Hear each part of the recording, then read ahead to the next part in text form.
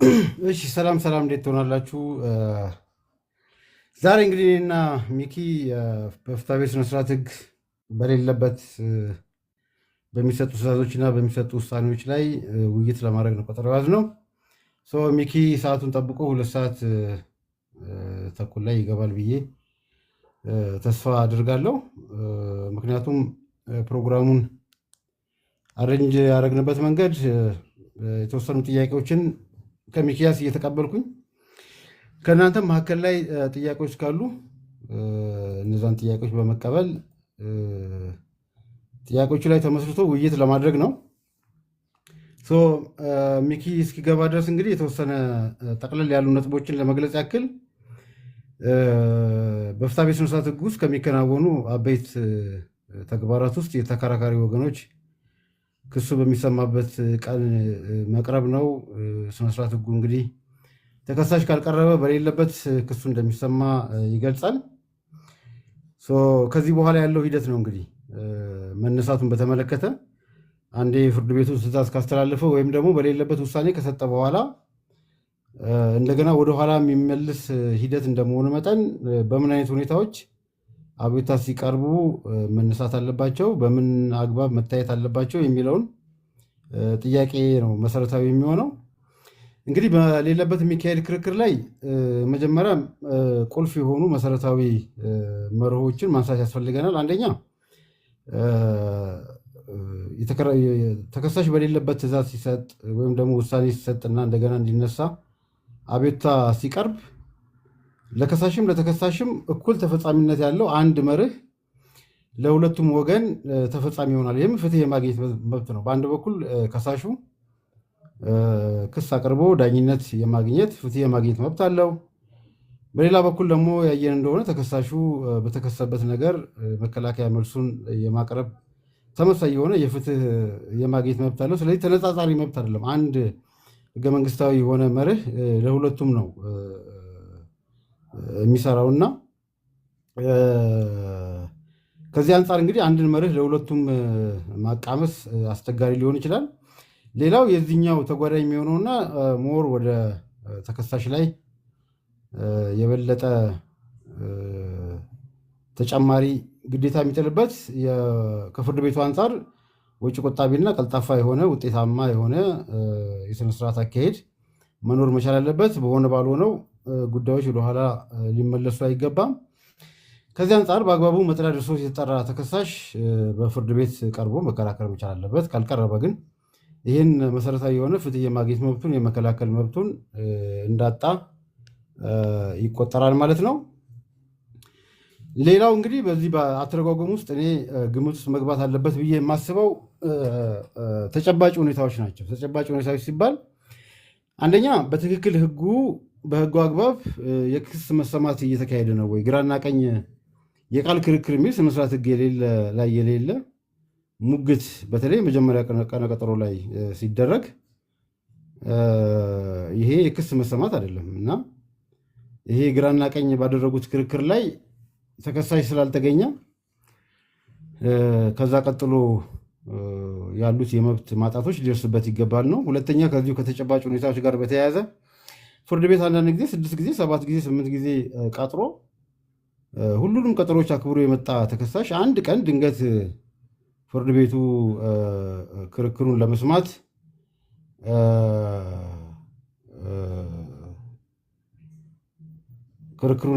በተቀጠረበት ቀን እንዲያው አልቀረበም ተብሎ በእርግጥ ያው ብይን መሰጥ አለበት። ነገር ግን ፍርድ ቤቱ ያንን ነገር ግምት ውስጥ ማስገባት መቻል አለበት። በተለይ ምን ያክል መሆን መቻል አለበት ወይም ደግሞ ምን ያክል ጥብቅ የሆነ የአተረጓጎም ስልት መከተል አለብኝ ከሚለው አንጻር ማለት ነው።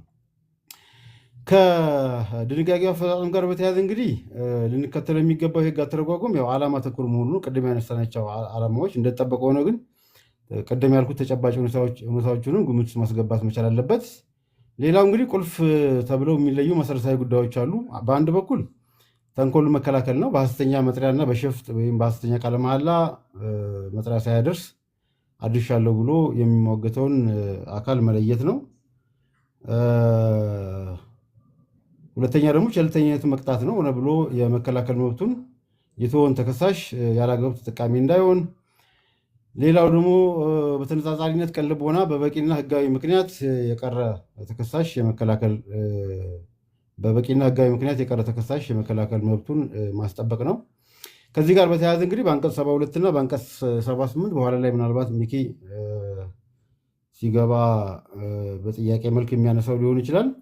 ግን በተለይ ከአፕሮች አንጻር ከአተረጓጎም አፕሮች አንጻር በአንቀጽ 72 ልከራከር የሚል ተከሳሽና በአንቀጽ 78 አቤቱታ የሚያስገባ ተከሳሽ ላይ ተፈጻሚ የሚሆነው ስታንዳርድ ወይም መለኪያ ተመሳሳይ ሊሆንም አይገባም። በአንድ በኩል በ72 ምንም አንድ ቀጠሮ ነው ያለፈው። ሁለተኛ ነገር ምንም የተከናወነ ነገር የለም። በሌለበት ለመስማት ወደፊት የተቀጠረ ቀጠሮ ነው። ስለዚህ እንደገና ሲግኒፊካንትሊ ፍርድ ቤቱን ወደኋላ አይመልሰውም። በአንቀጽ 78 ግን ውሳኔ ከተሰጠ በኋላ ወደኋላ መመለስ ብዙ ወጪ፣ ብዙ ድካም የሚያስከትልም እንደመሆኑ መጠን በተለይ መጥሪያ እንደደረሰው ደግሞ የስር ፍርድ ቤት በራሱ መንገድ አረጋግጧል። ስለዚህ መሰረታዊ የሆነ የህግ ስህተት በተለይ መጥሪያ አደራረስ ላይ መሰረታዊ የሆነ የህግ ስህተት ካልፈጸመ በስተቀር በ78 በሌለበት የተሰጠው ውሳኔ የሚነሳበት አግባብ ጥብቅ የሆነ መለኪያ መከተል መቻል አለበት። ሚኪ ቲንክ እስካሁን ድረስ የገባ አይመስለኝም። ምክንያቱም ሞዴሬተር አድርጌው ለሚቼክ 1 ሚኒት 1 ደቂቃ ምናልባት በእኔ በቴክኖሎጂ ወይ ገብቶ ሳልጨምረው ከሆነ 1 ደቂቃ ስጡኝና ቼክ ላድርገው። ካልሆነ ግን ምናልባት ከእናንተ መካከልም ፈቃደኛ የሆነ ሰው ሞዴሬት በማድረግ ውይይቱን ማካሄድ እንችላለን። አለበለዚያ ግን ያው እኔው ራሴ ጠያቂ እኔው ራሴ መላሽ መሆኔ ነውና እስቲ አንድ ደቂቃ ስጡኝና እስቲ ቼክ ላድርገው ሚኪን።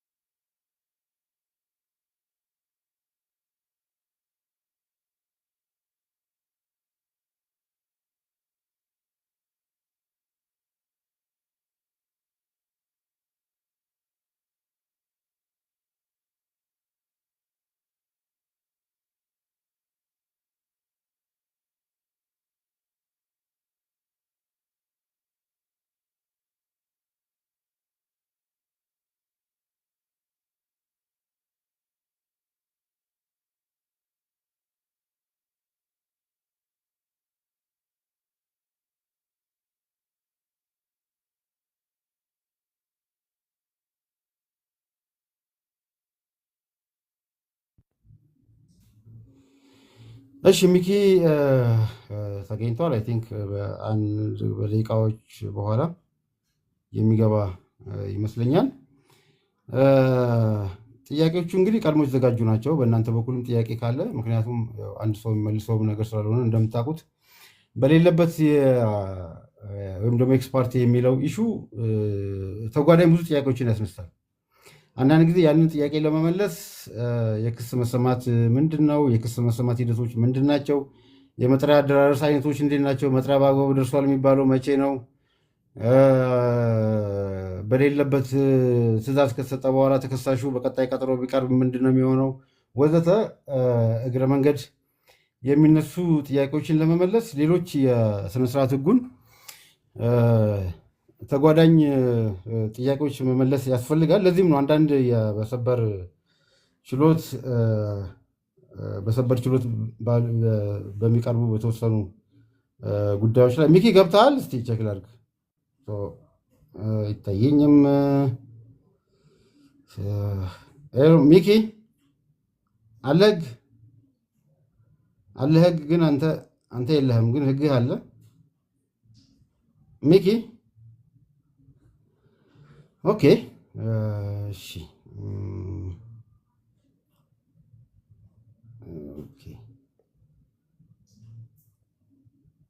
አለ ህግ ገባ። ሄሎ የስ ሰላም አለ ህግ። እሺ አላስገባኝ አልክ እኮ። አይ እኔ እኮ ግባ ብዬ በሩን በርግጄ እየጠበቅኩ ነበረ።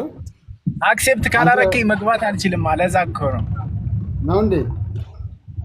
ኦኬ። እና እየጠበቅኩ ነበር በጣም። ምንድነው ይሄ ሞዴሬተር በሚል ማድረግ ስለሰጠው ቀጥታ ዘቡ ብለህ መግባት የምትችል ነበር የመሰለኝ። አይ እንዴት ነው ይመጣል ይገባል? ውይይቱን ለማካሄድ እሺ ያው እስካሁን ድረስ እንግዲህ መግቢያ ነጥቦች ናቸው የተናገርኩት በሌለበት ከፍትሐ ብሔር ስነ ስርዓት ሕጉ ዓላማዎቹ፣ መግቢያ አተረጓጎም ረገድ እንዴት ነው በጥብቅ በልል ምናምን ወዘተ የሚሉ የመግቢያና መንደርደሪያ ሀሳቦችን ነው። እሺ የተወሰኑ ጥያቄዎች ያው አንተም ጋር ያሉ ይመስለኛል። በእንደዚህ መልኩ ነው የምናደርገው። በአንድ በኩል ያው በራሴ ያለ ጥያቄ ወይም ደግሞ ቅድምም ሼር ካረግናቸው ጥያቄዎች ሚኪ ይሰማል? አሎ አለግ በጣም እያስቸገርክ ነው። ሄሎ ተማም እንዴ? እኔ እኮ ይሰማኛል። እሺ እየወጣ ስለነበር ነው። እሺ ምንድን ነው በራሱ በኩል ያሉ ጥያቄዎችም እያነሳን ይህም ጥያቄ ያነሳው ማለት መላሽና ጥያቄ ሳይሆን ያው ውይይት በመሆኑ ሌላም ሰው አይ መሳተፍ የሚችል ካለም የሞዴሬተር ስልጣን ስላለ አድ ማድረግም ትችላለህ። በዚህ መልኩ እንጀምረው ይመስለኛል አይደለም? So you still you are out. እሺ ሄሎ ሚኪ ልቀጥል ነው። አይሰማህም? አሁን ይሰማኛል። ኦኬ ስለዚህ ተንኮራ እየበላህ ነው እንዴ? አንተ ቀልድ አያውቅም እባክህ። አይ የሆነ የሚንኮሻኮሽ ነገር አለ ብዬ ነው። አይ ጨርሻለሁ። እንዳልኩ ሌላ ገብቶ መወያየት የሚፈልግ ሰው ካለ አድ ማድረግ ትችላለህ። ግን ኦኬ ሜቢ ዶንት ሃቭ ኤኒ ኢንተርኔት። እሺ እንቀጥል። ወደ ጥያቄው እንቀጥላ። አዎ እንቀጥል። እሺ ከኔ ልጀምር መሰለኝ። ሰው ምንድነው? ኦኬ አይ ቲንክ እኔ ኢንተርኔትህ እንትን አይደለም። ሚኪ አይሰማም? እሺ አሁን ይሰማኛል። እሺ ቀጥል። እንዴት መሀል ላይ ይቆራረጣል? መሀከል ላይ ያው ብቅ ጥልቅ ነገር። አሁን ኦኬ ነው። እሺ ከዚህኛው እንጀምር። አሁን እንዳጠቃላይ ዴፊኒሽኑን በማስቀመጥ ብትጀምር መልካም ነው። ምክንያቱም በሌለበት ማለት ምን ማለት ነው ከሚለው ጀምርና ሌሎችን ጥያቄዎች አስከትዬ እሰጥሃለሁ ማለት ነው። እሺ በሌለበት ማለት እንግዲህ በመጀመሪያ ቀጠሮ ላይ ሳይኖር ወይም ደግሞ በመጀመሪያ ቀነ ቀጠሮ ክሱ በሚሰማበት ቀን በሚለው ማለት ነው። ልብ በል በነገራችን ላይ ስነ ስርዓት ሕጉ ላይ አንዴ ክርክሩ በሚሰማበት ቀን፣ አንድ ቦታ ደግሞ ያው ክሱ በሚሰማበት ቀን የሚል አጠቃቀሙ ስላለ ያው ሕጉ በዋነኛነት ትኩረት የሰጠው ክሱ በሚሰማበት በመጀመሪያ ቀነ ቀጠሮ ኤግዛሚኔሽን ኦፍ ፓርቲስ ወይም ደግሞ ተከራካሪ ወገኖች በሚሰሙበት ቀን አለመቅረብ ነው። ነገር ግን ልብ ማለት ያለበት ምንድን ነው፣ ትዕዛዙ የሚሰጠው ቀድሞ ነው። የመከላከያ መልስ ከተሰጠ በኋላ ወይም ደግሞ ሊያቀርብም ይችላል። ከዛ በኋላ ክሱን ለመስማት ቀን ይወሰናል። በዛን ጊዜ ካልቀረበ ክሱ በሌለበት እንዲሰማ ይቀጠራል ማለት ነው። የግድ ቀጠሮ ይሰጣል ማለት አይደለም። ነገር ግን በአብዛኛው ግን ቀጠሮ ነው የሚሰጠው። ለዚህ ነው ከቀጠሮ በፊት ወይም ደግሞ በዕለቱ ቀርቦ አቤቱታ ያቀርባል የሚባለውን በ72 ወደፊት ነው የምትቀጥረው። አክብረን ጠርተንሃል እንድትመጣ ክሱን ለመስማት ነገር ግን አልቀረብክም፣ ስለዚህ ክሱ በሌለበት ይሰማል ተብሎ ትዕዛዝ ነው የሚሰጠው ማለት ነው። በሌለበት ማለት ምንድን ነው? ከክርክሩ ውጭ ማድረግ ማለት ነው ወይ? አይደለም። ከዛ በኋላ መሳተፍ ትችላለህ። ነገር ግን ክሱ በሚሰማበት ቀን አልቀረብክም፣ በሌለበት ነው። ከዛ በኋላ ባሉ ሂደቶች ላይ ግን ከመሳተፍ የሚከለክል ነገር የለም። ነገር ግን ልብ ማለት ያለብህ ምናልባት በኋላ ላይ በውይይት የምናነሳ ይሆናል። በተለያዩ መልኮች ይገደባል መብትህ። ልክ ክሱ በሚሰማበት ቀን እንደነበረ ሰው አይደለም የምትታየው። ምን ማድረግ ትችላለህ፣ ምን አይነት ተሳትፎ ማድረግ ትችላለህ የሚለው በኋላ ላይ ራሱን ችሎ የሚነሳ ጥያቄ እንደሆነ ሆኖ በዛች ቀጠሮ አልቀረብክም ማለት ግን ሙሉ በሙሉ ከዚህ በኋላ በሩ ተዘግቶብህ የክርክሩ አካላት ትሆንም አትሳተፍም ማለት አይደለም። እሺ፣ ስለዚህ ሌሎችም ጥያቄ እየመለስክብኝ ስለሆነ አንደኛው እንግዲህ በሌለበት ማለት ትርጉሙን ስታስቀምጥ ቀጥለህ ከክርክሩ ውጭ ማድረግ አይደለም። የሚለውን አንድ ነጥብ ይዣለሁ። እሺ ከክርክሩ ውጭ ማድረግ ካልሆነ ወሰኑ ምን ድረስ ነው? እንግዲህ በሌለበት የሚለው ቅድምም ብለሃል፣ ቀነ ቀጠሮ ተሰጥቶታል፣ ያን ቀጠሮ አልቀረበም። ስለዚህ የዛን ቀን ያለው ችሎት አልፎት አሁንም ቀጠሮ ይሰጣል። እሺ አሁን ከክርክሩ ውጭ ማድረግ ካልሆነ ወሰኑ ምን ድረስ ነው የሚለውን እሱ ላይ ደግሞ ቀጥልበት። ቅድም በመግቢያ ላይ የጠቀስኩት ምንድን ነው፣ በመጀመሪያ ቀነ ቀጠሮ ወይም ደግሞ ክሱ በሚሰማበት ዕለት የሚከናወነው ነገር ምንድን ነው የሚለው ነገር ነው። አሁን በተለምዶ ይሄ የቃል ክርክር ተብሎ ከሳሽና ተከሳሽ ክርክር ማድረጋቸው ያ ክርክር ነው ሊያመልጥ የሚችለው። ነገር ግን በስነስርዓት ሕጉ መሰረት ትክክለኛው ሂደት ከተከናወነ የሚያመልጡ ነገሮች የሚከተሉት ናቸው። ምንድነው የሚከናወኑት? በክስ መስማት ሂደት አንደኛ ፍርድ ቤቱ ይጠይቃቸዋል የሚያምንና የሚክድ ስለመሆኑ። እዚህ ጋር ልብ ማለት ያለብህ ሕጉም ላይ በግልጽ ያልተቀመጠው ነገር ምንድን ነው፣ መከላከያ መልሱ ላይ ያሉትን በሙሉ እንደገና ነው የሚጠይቀው ወይስ ከዛ ውጭ ያለ ነገር? አይ ቲንክ ድንጋጌ 241ም በግልጽ የሚያስቀምጠው ምንድን ነው፣ ይሄ በግልጽ በመካድም በማመንም መልስ ሳትሰጥ መከላከያ መልስ ላይ እንዲሁ በመንሸራተት ወይም ደግሞ ኢፌክቲቭ የሆነ ድንያል በዛ መልኩ መልስ ሰጥተህ ግልጽ የባልሆኑ ነገሮች ላይ ወይ እንድትክድ ወይ ደግሞ እንድታምን ፍርድ ቤቱ የሚጠይቅበት አጋጣሚ ነው ክሱ የሚሰማበት ዕለት ማለት። በዛን ጊዜ መልስ አልሰጠህም ማለት ጀስት እንዳመንክ ተቆጥሮ ውሳኔ ይሰጣል ማለት ነው። እግረ መንገድ መገንዘብ ያለብህ ነገር በመሸሽ ክዷል ወይም ደግሞ እንዳመነ ይቆጠራል ብለህ ውሳኔ ለመስጠት የቃል ክርክር ቀን የተገኘ ሰው ላይ እንደዚህ አይነት ውሳኔ ሊሰጥ አይችልም። ምክንያቱም የፍርድ ቤቱ ግዴታ ነው። ዋናው ትልቁ ስራው ምንድን ነው? በመሸሽ ወይም ደግሞ ግልጽ ባልሆነ ዳርዳሩን የተሰጡ መልሶችን ማጥራት ነው። በዚህን ጊዜ የምትክዳቸውና የምታምናቸው ነገሮች ይለያሉ። በዚህን ጊዜ አልካድክም ማለት ምን ሊሆን ይችላል? አንደኛው በጣም ካገዘፍ ነው አውቶማቲካሊ ውሳኔ የሚሰጥብህ ይችላል። ምክንያቱም የካድከው ነገር የለም። ቀጥሎ ምንም የምታሰማው ማስረጃም ሊኖርም አይችልም። ነገር ግን የኔ እዚህ ጋር ልዩ ኤክሰፕሽን ምንድን ነው? መከላከያ መልስህ በጽሁፍ ያቀረብከው መከላከያ መልስስ በግልጽ የካድከው ነገር እስካለ ድረስ ዋጋ ያጣል ወይ ተብሎ መሰረታዊ ጥያቄ ሊነሳ ይችላል። ምክንያቱም በዛን ቀን የሆነ ነገር ስላልካድክና በግልጽ ፍርድ ቤቱ ጠይቆ ባለመካድ ምክንያት መከላከያ መልስ ላይ እስከ ካድክ ድረስ በእኔ እምነት ያ በችሎት ስላልተገኘ በሌለበት ስለተሰማ አልካደም፣ ስለዚህ ውሳኔ ይሰጣለሁ ብሎ ፍርድ ቤቱ ውሳኔ መስጠት የለበትም። በጣም ሰፊ የሆነ ዲስክሬሽን ግን አለው። አንድ እሱ ነው የሚከናወነው ነገር ማለት ነው። ሁለተኛ ማስረጃ ይቀርባል። ይሄ መቼም ተከናውኖ አያውቅም። ሚኪ 137 እና ቀጥሎ ያሉትን ድንጋጌዎች ብታያቸው ስለዚህ ልመልስህ ካልገደብኩህ እኮ አንተ ትሄዳለህ፣ ዝም ብለህ ነው የምትሄደው። እንደዛ ነኝ። ስለዚህ አሁን ከላይ እንመለስ። አሁን በጣም ጥሩ አድርገህ አምጥተህልኛል። በሌለበት ማለት ከክርክሩ ውጭ ማድረግ አይደለም። ሄሎ ሚኪ ካለ ስለዚህ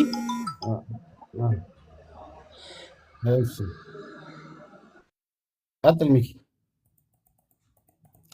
ሚኪ አብርሽ እሺ ይሰማሃል አይደል? ይሰማሃል የሚለው ይሰማሃል። ስለዚህ በ241 ቀርቦ መካከል ላይ የጠፋ ነው ስቲል። ሚኪ የት ነው ሰፈራችሁ? ሚኪ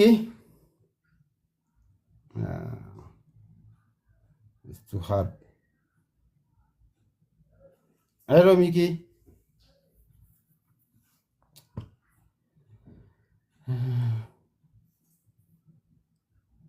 ሄሎ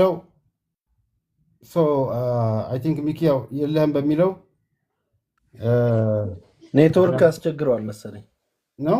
ኦኬ ኔትወርኩ አስቸግሮታል አውጥቷል። እንደዚህ ነውና ሌላው ጥያቄ ልጠይቅና መልስ ከሰጠ በኋላ በቃል ክርክር ቀን ነው አይደል? መልስ ከሰጠ በኋላ መልሱ ላይ ክሱ የሚሰማበት ቀን ይቀጥራል አይደል? ስለዚህ በዛን ቀን ሳይቀርብ ሲቀርብ እንደሚደረገው በሌለበት እንዲሰማ ቀጠሮ ይሰጣሉ። ለዚህም ነው ከቀጠሮ ቀን በፊት ማመልከት ይችላል የሚባልበት ምክንያት ቀጣይ ቀጠሮ ብዙ ታሳቢ ይደረጋል። ነገር ግን በዛን ቀን መስማትን ፍርድ ቤቱ ይከለከላል የሚል እምነት የለኝም። ቀጠሮ ይሰጣል። ብዙውን ጊዜ በተለምዶ ቀጠሮ ይሰጣል። ቀጠሮ ከሰጠ ምንድነው ቀጣይ ቀጠሮ በሌለህበት ነው የሚሰማው ማለት ነው።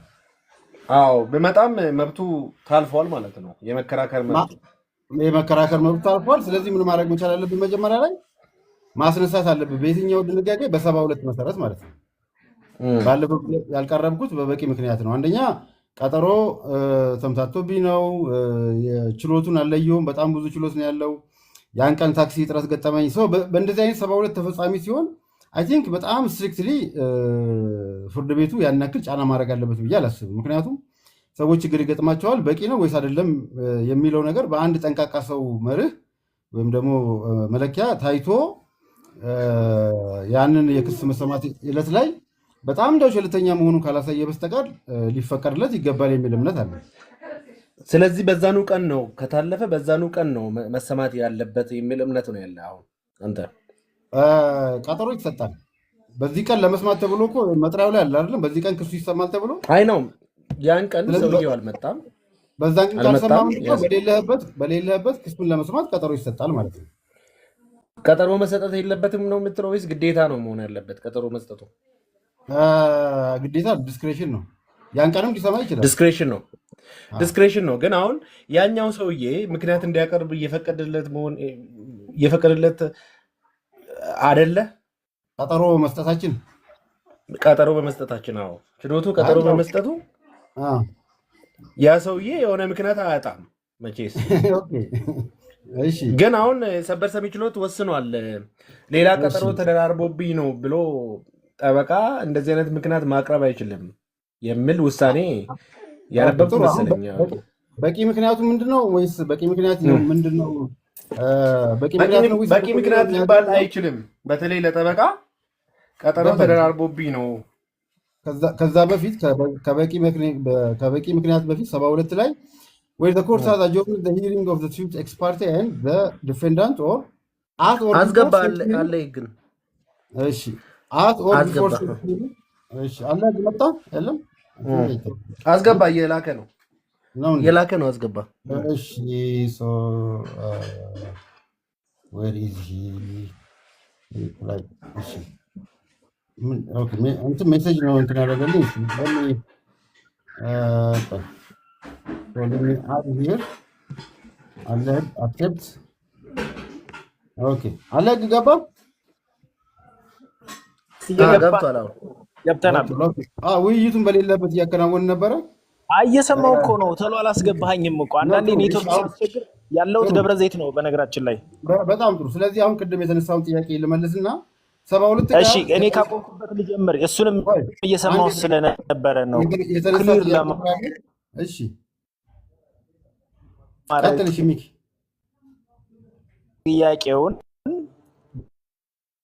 በ240 አይሰማኝም። ሚኪ ምንም አይሰማም። ያንተ በአንድ ቀን ቀርቦ በ250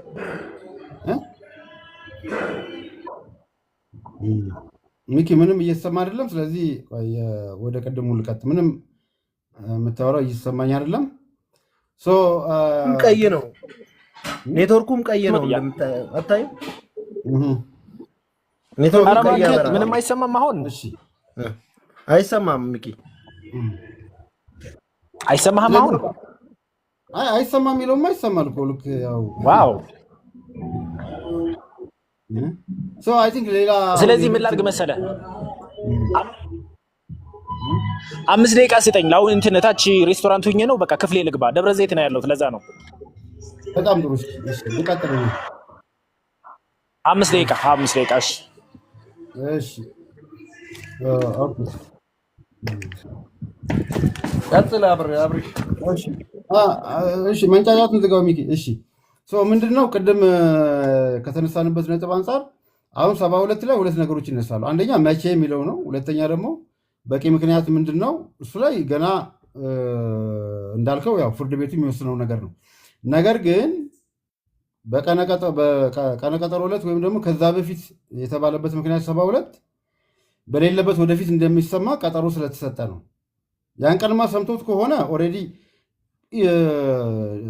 ክንውኑ ከተከናወነ መሰማቱ ከተካሄደ 78 ላይ ነው የምትሄደው።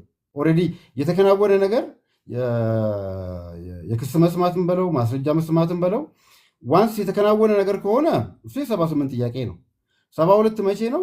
ቀጠሮ ወደፊት ተሰጥቶ ልክ ክሱ ይሰማል በዚህ ቀን በሌለህበት ተብሎ ልክ ክሱ ከመሰማቱ በፊት ቀን ደርሰህ አቤቱታን ከቀረብክ ነው በ72 መሰረት ማለት ነው። ከዛ ውጭ ግን ኦልሬዲ ትእዛዙ ከተሰጠ ትእዛዙ የምታስነሳው ያው 78 ነው። ምክንያቱም 78 ምንም እንኳን ከመጥሪያ አደራረስ ጋር የተያያዘ ቢሆንም በቂ ምክንያት ጋር በተያያዘም ኦልሬዲ የተሰጠ ትእዛዝን ለማስነሳት ይጠቅማል። ሌላው እዚህ ጋር አያይዤ ማንሳት የምፈልገው ማለት የአንድ ቀን ኤቨንት ነው ብዬ አላስብም። በሌለበት ሌሎችም እኮ 256ም እኮ በምንድን ነው ክርክሩ የሚሰማበት ዕለትም እኮ አለ እኮ።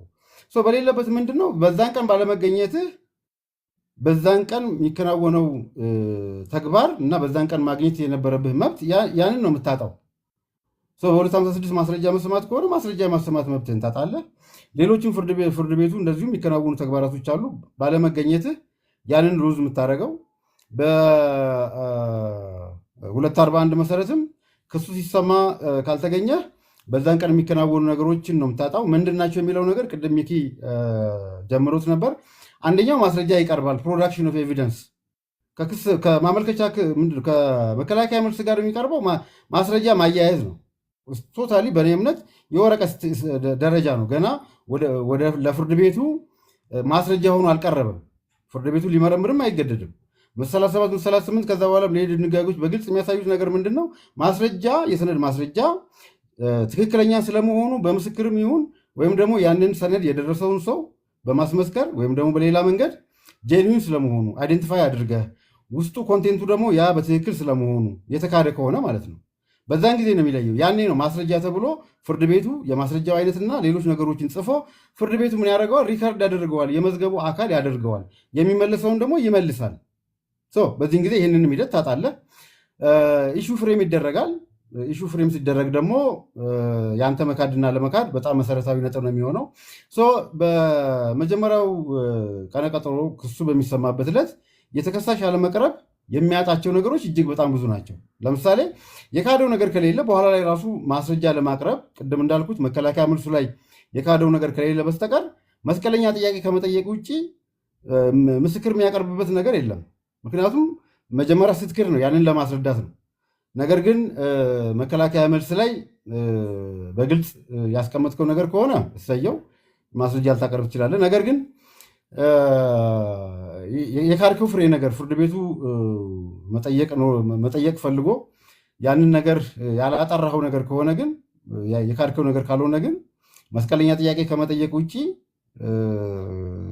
በሌላ መልኩ የምትሳተፍበት መንገድ የለም። ለዚህም ነው ተሳትፎ ደረጃው ይለያያል የምልበት ምክንያቱም ያ ነው። በእኔ እምነት እጅግ በጣም ጎጂው እንደውም በዛን ቀን ከመገኘትም በላይ የመከላከያ መልስ አለማቅረብ ነው። ምክንያቱም ምንድነው ቃል ክርክር የምታቀርበው?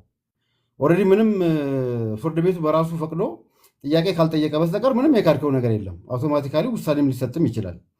እነዚህ ሶስቱ ሂደቶች መከላከያ መልስ ማቅረብ፣ የተከራካሪ ወገኖችን ፍርድ ቤቱ የሚመረምርበት፣ ከዛ በኋላ ደግሞ ማስረጃ የሚሰማበት 257 ይመስለኛል። 257 በነገራችን ላይ ማስረጃ ማሰማት ብቻ ሳይሆን ጉዳዩን ከፍተህ ማስረጃ ፕሬዘንት የሚደረግበት ነው። ምክንያቱም በክርክር ሂደት የማስረጃ ጫና ማለት አንደኛ ማስረጃውን ፊዚካሊ ፕሮዲውስ የማድረግ ነው።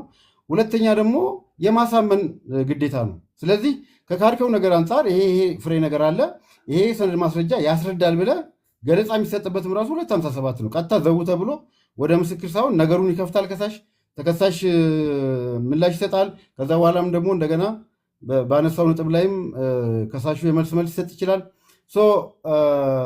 የማስረዳት ሂደትም አለ 257 ላይ ዝም ብሎ ምስክር የመጥራት ሂደትም አይደለም። ስለዚህ በዚህ ሂደትም አለመገኘትም የራሱ የሆነ ውጤት አለው። ሌሎችም ኮንቲኒየስ የሆነ ሂደት ነው የክስ መሰማት ሂደት ከመጀመሪያው ዕለት ጀምሮ እስከ መጨረሻው ድረስ። ስለዚህ በእያንዳንዱ ቀጠሮ ላይ ባለመገኘት የምታጣቸውን ነገሮች ታጣለህ። ከክርክር ውጭ መሆን ግን እኔ በሕጉም ላይ የተቀመጠ ነገር አይደለም። ሌላው ይህንን የሚያጠናክርልን ምንድን ነው? በአጋጣሚ ስለዚህ ነገር የሰበር ውሳኔዎችንም እና ሌሎች መጣጥፎችንም ሳይ በጣም የሚገርመው ነገር ይሄ የህንድ የፍትሐብሔር ስነ ስርዓት ሕግ ማለት ተኮረጀ ብቻ ሳይሆን ኦልሞስት ኮፒ ፔስት ተደረገ ማለት ይቻላል። በተለይ የፓርቲዎችን መቅረብና በሌለበት መሰማትን በተመለከተ የ1908 የህንድ የፍትሐ ብሔር ስነስርዓት ህግ ሙሉ በሙሉ እኛው ላይ ቁጭ ብሏል ማለት ይቻላል። በጣም ላንድ ማርክ የሆኑ ጉዳዮች አሉ። ኢቭን ይሄኛውን ራሱ ቀጥሎ በምን አይነት መልኩ ነው የሚሳተፈውን የሚለውን በተመለከተም ራሱ በጣም ጥልቅ የሆነ ትንተና የተሰጠባቸው ውሳኔዎችም አሉ። በነገራችን ላይ የሰበሩ አቋም እንደዛ ነው። ከክርክር ውጭ ይሆናል ማለት ሳይሆን ካቆመበት ይቀጥላል ነው የሚለው። አይ ቲንክ በዚህ ረገድ የቅርብ ውሳኔም አለ። አንድ የድሮ 2011 ላይም በዚህ መልኩ የተሰጠ ውሳኔ አለ። ሚኪ አሁን መጠየቅ ትችላለህ ወይስ ያን ቀን የሰበር ውሳኔ አንተ ቅድም እንዳልከው? ኦኬ ሚስተር ጉተማ እሺ፣ ይሰማል? አሁን ይሰማል፣ ግን ባህል ሀውሎ የምታወራ ነው የሚመስለው። ቀጥል። እሺ።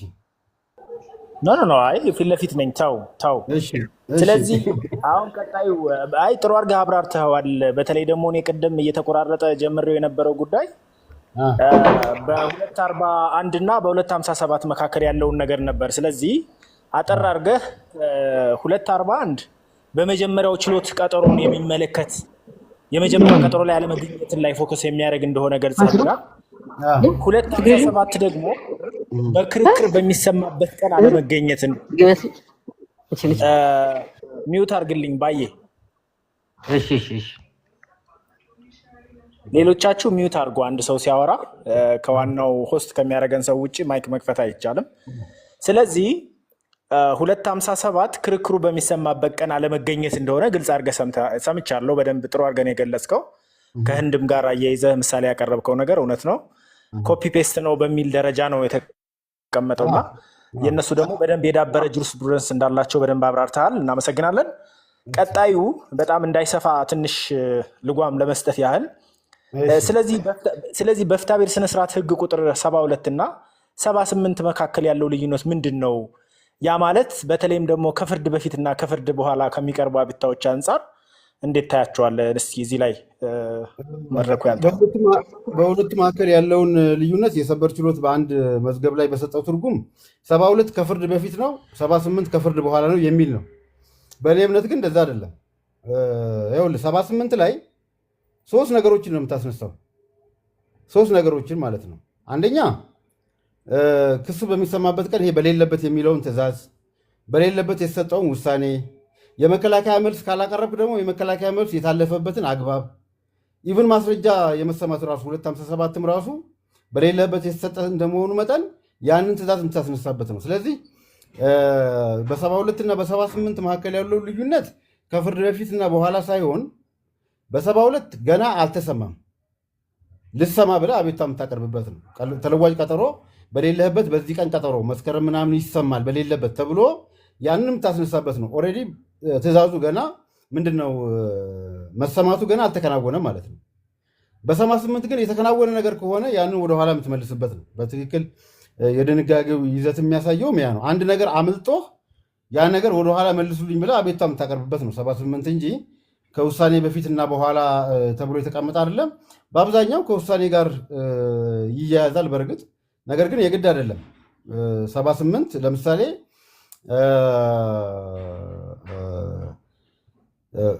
ማስረጃ በሚሰማበት ቀን ለምሳሌ የማስረጃ መብት ቢታለብ በ78 ነው የምታስነሳው። እንዲሁም ደግሞ በመጀመሪያ ቀነ ቀጠሮ ክሱ ተሰምቶም ከሆነ በ78 ነው የምታስነሳው። ኦልሬዲ ተሰምቷላ። ያ ነገር እንደገና ፎርማት ተደርጎ ወደኋላ ይምጣልኝ ስላልክ ማለት ነው።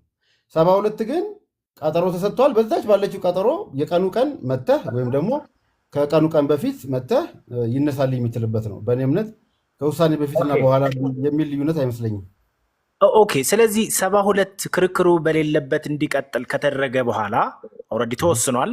አንተ ባልከው አግባብ ይህ እንዲህ የሚለው ማለት በሌለበት እንዲቀጥል ከተደረገ በኋላ የሚለው ሀረግ በራሱ የሚያመለክተው የመጀመሪያውን ክስ መሰማት ሂደትን ነው ወይስ ወደፊት የሚደረገውን ክርክር ነው ማለት እንችላለን? አይ ቲንክ በአጋጣሚ የህንዱን አልከፈትኩም እንጂ ይሄኛው በደንብ አድርጎ ግልጽ ያደርገዋል። በሌለበት እንዲቀጥል ማለት በቀጣይ ቀጠሮ በሌለበት ይሰማል ማለት ነው። ኦኬ። ከተሰማህ ግን 78 ላይ ነው የምትሄደው። ኦልሬዲ ካለፈህ ግን 78 ነው የሚሆነው፣ ምክንያቱም ማስነሳት ነው የሚሆነው። 72 ግን ምንድነው ከቀነ ቀጠሮ በፊት ቀርበህ ባለፈው ቀጠሮ የቀረብኩት እንደዚህ ነው፣ በቃ እንደዚህ አይነት ችግር ገጥሞኝ ነው ልሳተፍ ልግባ ብለህ የምታመለክትበት ነው። ኦኬ። ስለዚህ ከዚህ በመነሳት የመከላከያ መልስ ለማቅረብ በሌለበት እንዲታይ ትዕዛዝ የማይሰጥ ከሆነ ማለት የማያሰጥ ከሆነ ካልተሰጠ ተከሳሽ በጽሁፍ ያላቀረበው መከላከያ ላይ በቃል መግለጽ መብት አለው ማለት ነው። እስቲ እዚህ ላይ አሁን የመከላከያ መልስ ለማቅረብ በሌለበት እንዲታይ ትዕዛዝ ማለት የማያሰጥ ከሆነ አባባላይ ገብተዋል። አያሰጥም የመከላከል ምንድን የጽሁፍ መልስ የማቅረብ መብት ከታለፈ ነው የምትለኝ ብለው ውሰደው። ስለዚህ ተከሳሽ አሁን በጽሁፍ ያላቀረበው መልስ ታልፏል ብለን እናስብ። መከላከያ መልሱን አላቀረበም። እሺ፣ ስለዚህ መልስ እንዲያቀርብ አልተፈቀደለትም፣ ትዕዛዝ አልተሰጠበትም። ስለዚህ ታልፏል ብለን እናስበው። እሺ፣ ስለዚህ በጽሁፍ ያላቀረበውን የመከላከያ በቃል መግለጽ መብት አለው ወይ? ያ እንደ ፍርድ ቤቱ ጥያቄ ነው የሚወሰነው። ምንድን ነው 241 ላይ እኮ ፍርድ ቤቱ ነው ጥያቄ የሚጠይቅ ታምናለህ ትክዳለህ ብሎ። ስለዚህ ኦልሬዲ እንግዲህ መነሻ ነገር አይኖሩም። ምንድን ነው የሚጠይቅህ? ምንድን ነው የምትመልሰው? ከዛ መነሻ ሆኖ ዲፌንድ የምታደርገውን ነገር ከመከላከያ መልስ ላይ ተነስቶ ነው እንግዲህ የሚጠይቅህ። ምንም ነገር ካላቀረብክ እንግዲያው ፍርድ ቤቱ ቸር ከሆነና ጥያቄ ከጠየቀ ይሰየው ነው ትክዳለህ ወይ ታምናለህ ብሎ ማለት ነው። ያኔ በነጥብነት ይያዝልሃል። ነገር ግን መከላከያ መልስ ከሌለ ግን አየር ላይ ነው የምትቀረው። ለዚህም ነው ትልቁ እንዳውም በጣም ጎጂው ነው ብዬ የማስበው የመከላከያ መልስ አለማቅረብ ነው። ነገር ግን በራስህ የምትናገረው ነገር የለም። ልብ በል 241 ላይ ቀርበህ የሆነ የምታስረዳው ነገር የለም። ፍርድ ቤት ነው የሚጠይቅህ፣ አንተ ነው የምትመልሰው። ሁለተኛው ቅድም የረሳሁት ሚኪ ኢንትሮጌሽንም ይደረጋል። ይጠይቅልኝ ብለህ ፍርድ ቤቱን በጽሁፍ ራሱ እንትን መስጠት ትችላለህ። ይሄኛው ወገን ይህን በተመለከተ ግልጽ የሆነ ምላሽ ይስጥልኝ ብለህ ራሱ ኢንትሮጌት ማድረግም ትችላለህ። ስለዚህ ፍርድ ቤቱ መከላከያ መልስ በጽሁፍ ሳታቀርብለት ለመጠየቅ ዝምተኛ ከሆነ ምንም በቃ አየር ላይ ቀረህ ማለት ነው። ኢቭን በኋላ ላይ ራሱ ምንም አይነት ኢቭን የክሱ በሚሰማበት ቀን ራሱ ፊዚካሊ ብትገኝም ማስረጃ ለማቅረብ ራሱ አንደኛ ሊስት የማስረጃ ዝርዝር አላቀረብክም፣ ሁለተኛ የካድከው ነገርም የለም። ስለዚህ 257ን ራሱ ቶታሊ መብትህን ነው የሚያሳጣው። ለዚህም ነው በጣም እንደውም አደገኛው የመከላከያ መልስ የማቅረብ መብትህ መታለፍ ነው። ምክንያቱም ፍርድ ቤቱ ካልጠየቀ በስተቀር ገብተህ የምትከራከርበት ምንም አይነት ክፍተት አይኖርም። ኦኬ። ስለዚህ እዚሁ ላይ የማያይዝልህ ስለዚህ ፍርድ ቤቱ እንግዲህ በ241 መሰረት ተከሳሹን የሚጠይቀው ክሱ ሙሉ ክሱን ዝርዝር ነው ወይስ በመከላከያ መልሱ ላይ ማለት ምን አድርጌ ልግለጽ መሰለህ? ምንም ያልነካቸውን ነጥቦች ብቻ ወይም ደግሞ ያልደሰሳቸውን በመሸሽ ምንለው ማለት ነው። ስለዚህ የትኛውን ነው በመከላከያ መልሱ ላይ ያልነካቸውን ነጥቦች ጭራሽ ምንም ያልዳሰሳቸውን በመሸሽ የምንላቸውን ፖይንት ነው ወይስ ሙሉ ክስ ዝርዝሩን ነው ማለት ነው የሚጠይቀው? አንድ ሰው የሰነድ ማስረጃ ሲያቀርብ ፊርማው በተመለከተ እሱ ነው የፈረመው ሲባል እኔ በዚህን ጊዜ ለንደን ነበርኩኝ ካለ ምንድነው እየካደ ነው እያመነ ነው? ዝም ብሎ ዳርዳሩን እያለ ነው አለ። በዚህ ጊዜ ፈርመሃል ወይስ አልፈረምክም ብሎ ይጠይቀዋል ማለት ነው። መነሻ ነገር አለው። ኦኬ። ለአንተ ጥያቄ ቀጥተኛ መልስ ለመስጠት ያክል ስነስርዓት ህጉ ላይ ሞር ኢንፈሲስ የሚሰጠው ለምንድን ነው? በመሸሽና በዳርዳሩን መልስ የሰጣቸውን ነገሮች ማጥራት ነው። ትክዳለው ሳትክድም ብሎ ማለት ነው። ኢንቬሲቭ ዲናይል እንዳይባልበት በኋላ ላይ ለዚህም ነው በመጀመሪያ ቀነ ቀጠሮ ክርክር ውስጥ ሰማ የተገኘ ተከሳሽ በመሸሽ ክዷል ተብሎ መልስ ውሳኔ ሊሰጥበት የማይገባውም ለዚህ ነው። ምክንያቱም መጠየቅ ነበረብህ፣ ተገኝቷል እሱ በክሱ መሰማት ዕለት ማለት ነው። በመሸሽ ክዷል ብለህ ውሳኔ ከመስጠት በመሸሽ የካደውን ነገር ማጥራት የፍርድ ቤት ግዴታ ነው። ዋናው እሱ ነው። ነገር ግን እሱም ሆኖ ደግሞ አንዳንድ ጊዜ ዝም ብለህ ወረቀት ላይ ስለሆነ የምትገልጻቸው ነገሮች አሉ። አሰርቴን ይደረጋል። እስቲ እውነት እንደው ፊት ለፊት ፍርድ ቤቱ ችሎቱን አይኑን እያየህ እንደዚህ ብልሃል ውስጥ ባልኩ አንዳንድ ጊዜ ነገሮች ይቀየራሉ እና ኢንፋሲስ ከመስጠት አንጻርም ያንንም ደግሞ የሚጠይቅበት አጋጣሚ ይኖራል። ይጠይቃልም በግልጽም ደግሞ ያሰፍራል። በነገራችን ላይ ራሱን የቻለ ሪከርድ ይዘጋጅለታል። የተካደና የታመነ ተብሎ ፍርድ ቤቱ በግልጽ መዝገቡ ላይ ማስቀመጥ መቻል አለበት። ዋናው አንደኛ ማብራራት ነው። ማብራሪያም ነው። በተለይ ከከሳሽና ከተከሳሽ መልሳቸው ላይ ግልጽ ያልሆነ ነገር ካለ ስለዚህ ዘለ ወደ አሜንድመንት ወይ ደግሞ ወደ ማሻሻልም አትሄድም። ስለዚህ ከማሻል በተጨማሪ ግን ይሄ ዳርዳሩን በመሸሽ መልሱ ላይ ያቀረባቸው ነገሮች የምታጠራበት ነው። እሱም እንዳለ ሆኖ ግን ኢቭን መልሱ ላይ የተጻፈውን ነገር ራሱ ትጠይቀዋለህ፣ ትክዳለህ፣ ታምናለህ እያልክ ፍርድ ቤቱ መጠየቅ ይችላል። የግድ በዚህ ብቻ የተገደበ አይደለም። ዲስክሬሽን እንዳለው ነው የምረዳው። ኦኬ ታንክ ዩ። ስለዚህ አሁንም 241 ላይ ነው እዛው ላይ ነው ያለሁት። ከዛው ነው የምነሳለህ። ስለዚህ ከዛ በመነሳት ህጉን ራሱ ንባብ ላይ የተመሰረተ ወይም ከተቀመጠው ትርጉም ውጭ ሌላ የተለየ ድምዳሜ ላይ መድረስ እንችላለን ማለት ነው? የቃል ክርክር ነው ለምትገኘው ችሎት ከሳሽ ጀምር ተብሎ ከዛ ተከሳሽ ቀጥል ነው የሚባለው። ያው እንግዲህ ዛሬ በተጠቀሰው ህግ ንባብ ላይ ከንባቡ የትርጉም የመጀመሪያ የክስ መሰማት ላይ በነገራችን ላይ ከዚህ ጋር ላያይዝልህና አሁን ለምሳሌ መጀመሪያ ደረጃ መቃወሚያ ቀድሞ ነው የሚሉት ነገር አላቸው ፍርድ ቤቶቹ። ሂደቱን ስታይ ግን 241 የሚካድና የሚታመን ነገር እኮ አለ። ኢቭን ያንን ለመወሰን ራሱ ማለት ነው። የሚጀምረው ከዚህኛው ተከራካሪዎችን በመመርመር ነው። ቀጥሎ መጀመሪያ ደረጃ መቃወሚያ ላይ ብይን ትሰጣለህ እንጂ ሰፓሬት የሆነ ሂደትም አይደለም እኮ የዛው አካል ነው። አንድ ሁለተኛ ቀደም የነገርኩህ ፕሮዳክሽን ኦፍ ኤቪደንስ 38 ቀጥሎ ያሉት ማለት ነው። ፍሬሚንግ ኦፍ ኢሹስ እነዚህ በጣም ሰፊ የሆኑ ሂደቶች ናቸው።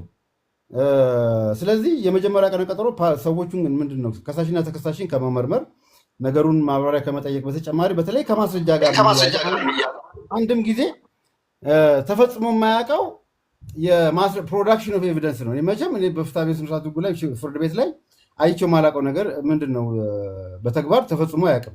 ማስረጃ ፕሮዲውስ ማድረግና አኔክስ ማድረግ ሁለቱ በኛ ሀገር የተለያየ አይደለም። በቃ አንተ ከመከላከያ መልስ ጋር ካያያዝከው በቃ ማስረጃ አቅርበሃል ተብሎ ነው የሚገመተው። ነገር ግን ያንን ለፍርድ ቤቱ የሪኮርዱ አካል አድርገህ ከ37 ቀጥሎ ባሉት ድንጋጌዎች መሰረት ፍርድ ቤቱ መዝግቦልህ ያልሆነ ማስረጃ የማይቀበለው ማስረጃ ደግሞ ሪጀክት አድርጎልህ የሪኮርዱ አካል የሆነው መዝገብ ወይም ማስረጃ ቁጥርና መለያ ተሰጥቶት ልክ እንደ ኤግዚቢት እንደሚባለው ማለት ነው ያኔ ነው የማህደሩ አካል የሚሆነው።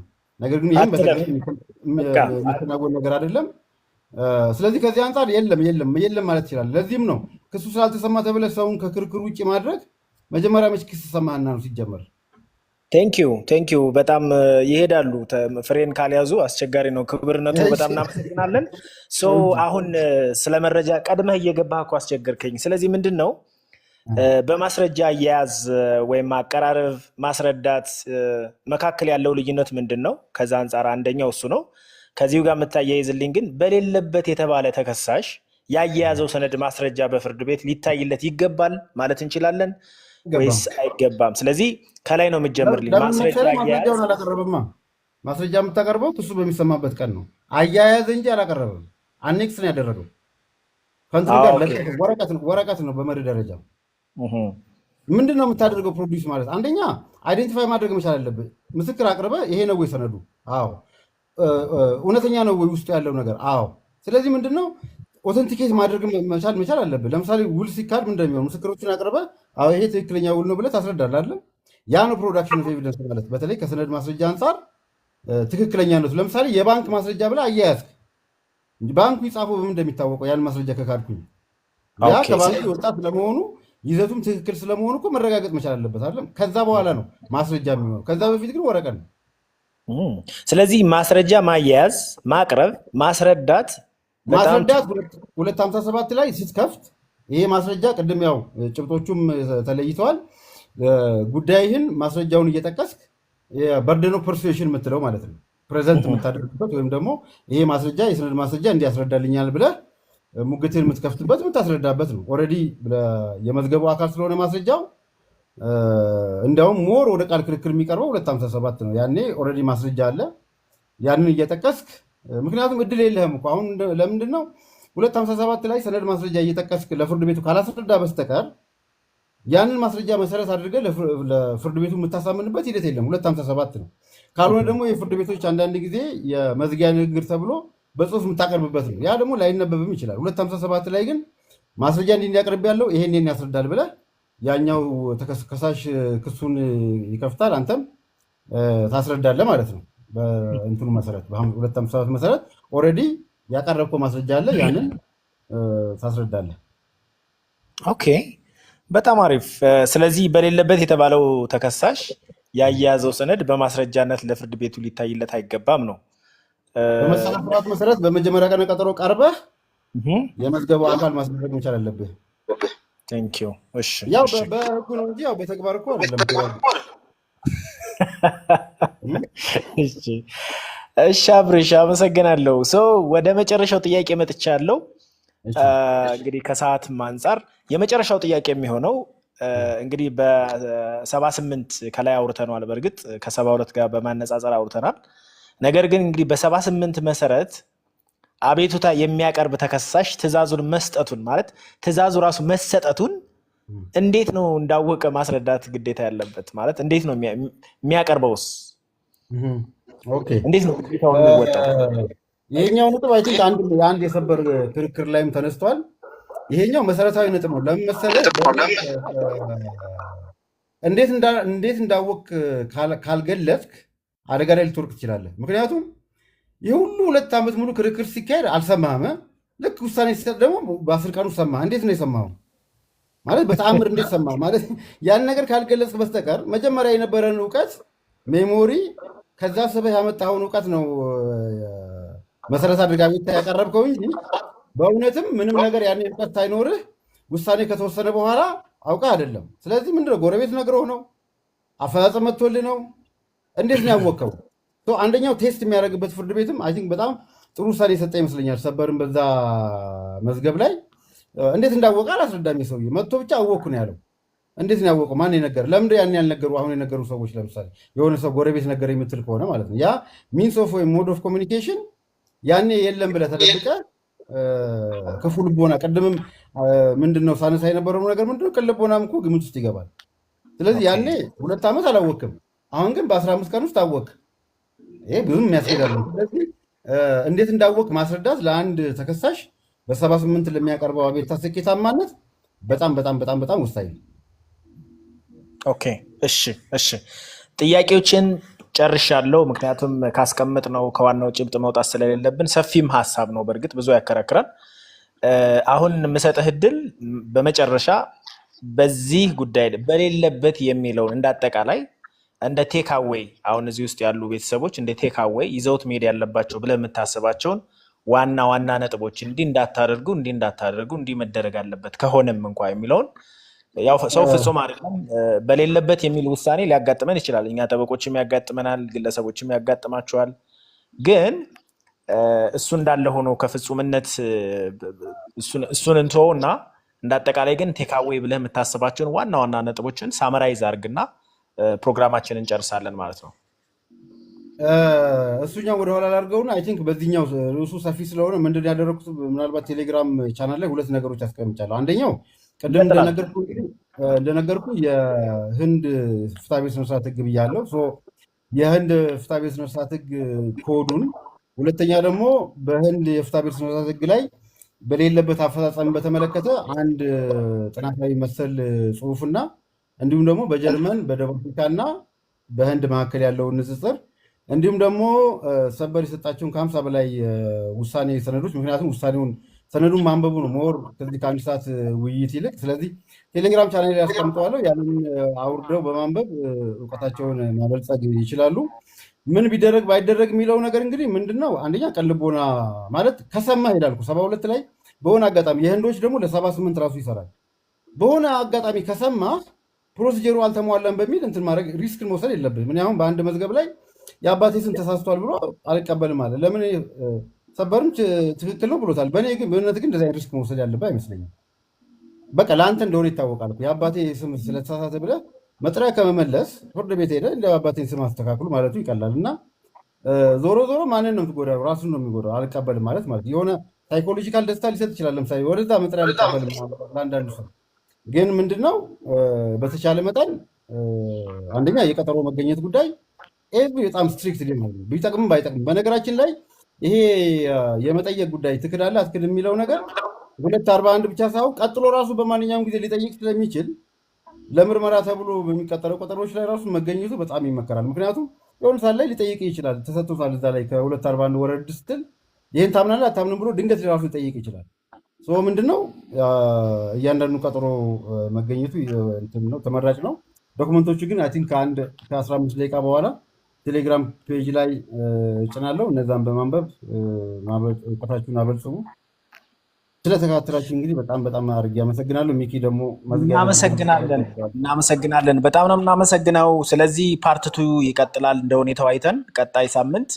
በዚህ አጋጣሚ ሁሌም ሮቡ ከ2 ሰዓት ተኩል እስከ 3 ሰዓት ተኩል በዚሁ በተከበሩ ጠበቃ አብርሃም ዮሐንስ ቲክቶክ አካውንት ሁሌም በተለያዩ ጉዳዮች ላይ ፕሮግራሞች ይኖሩናል። ስለዚህ ሁሌ ሮቡ ፕሮግራማችሁን ከኛ ጋር እንድታደርጉ በዚሁ እናሳስባለን። በመጨረሻ ግን ምናልባት እንደው ግልጽ አልሆነልኝም፣ አልተብራራልኝም እንደው ይህችን ነገር የተመሳሳይ የሆኑ ነገሮች አሁን እያወራን ያለ ነው በሌለበት የሚለውን ነው። በተለይ ደግሞ 72 78 241 257 እነዚህ የተያያዙ ከዛ በተጨማሪ ደግሞ ከሰነድ ማያዝ ይሄም ሲሆን በሌለበት ከሚለው አንጻር ነው እንጂ ስለ ሰነድ ጉዳይ ስለ ማስረጃ አላወራንም፣ ከሱ ጋር እናገናኘው። ስለዚህ 259 260 መሰል ነገሮች ላይ የተገናኘ ያልገባችሁ ነገር ካለ ወይም ደግሞ ግልጽ እንዲሆን የምትሉት ካለ ብቻ ለሁለት ሰው ብቻ እድል እሰጣለሁ። ፕሮግራማችን ልንጨርስ 10 ደቂቃ ብቻ ይቀረናል። ሁለት ደቂቃ ለመልስ 5 ደቂቃ አለቀ። ኤልሲ ሰማሻል? ኤልሲ ይሰማኛል። ጥያቄ አለሽ ወይስ እንደው ምን ትያለሽ? ስለ ፕሮግራሙ አስተያየት ከሰጠሽ መውረድ ትችያለሽ። ኦኬ፣ ፕሮግራሙ በጣም ይቀጥል ባይነኝ። ሰዓቱ አጠረ እና ሰዓቱ ላይ ጨመር ከእንደገና ቀኑን ጨመር ቢል ጥሩ ነው ብዬ አስባለሁ። ይሄንን ለመናገር እናመሰግናለን። እጠር ያለ ነገር ጥሩ ነው፣ ይጣፍጣል ብዬ ነው። በድምፅ ዛሬ ገና የተገናኘ ነው መሰለኝ። ኤልሳ አይደለ? አዎ፣ በጽሁፍ ነበረ። በቃ ቴንኪው ስለመጣች ደስ ብሎኛል። እሺ አብሽ።